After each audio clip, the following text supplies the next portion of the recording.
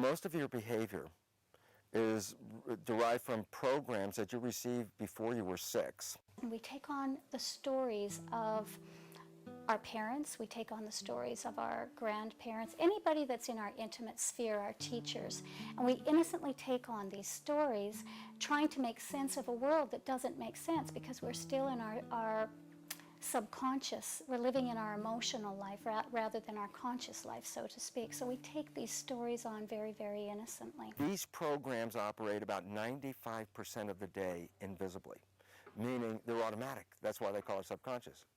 Point. Then when you go back and look at the world and see what's going on in your involvement, if you didn't know that you were participating because of your belief system, then you were ignorant of that. So you go listen to what parents say to kids, and they say things like, "Oh, Billy, you don't deserve that," or "Mary, you're not smart enough," or "You're a sickly child." They don't realize that when these statements are made to a child before 6, they are directly downloaded into the subconscious because the child's conscious mind and EEG activity, we can see this, isn't a predominant brain state until after 6, meaning up to 6, the child's mind's operating in a frequency, EEG frequency level, equivalent to a hypnagogic trance. Whatever the child hears is not processed by consciousness. Whatever the child hears is downloaded directly into the subconscious. When we get any kind of limiting kinds of things from our parents, you know, like, you're not good enough, you're just an average kid, this is not a mentation of the child. This is a download into the microphone that plays into the subconscious. Now, the child grows up. 95% of the day, it's not operating from its conscious desires and wishes and knowledge of itself. It's operating from a tape. What's a tape? You don't deserve things.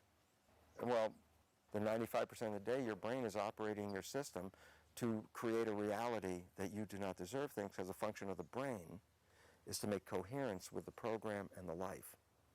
If the program is limitation, the life must have limitation in it, because the brain's function is to accurately create the program as acquired.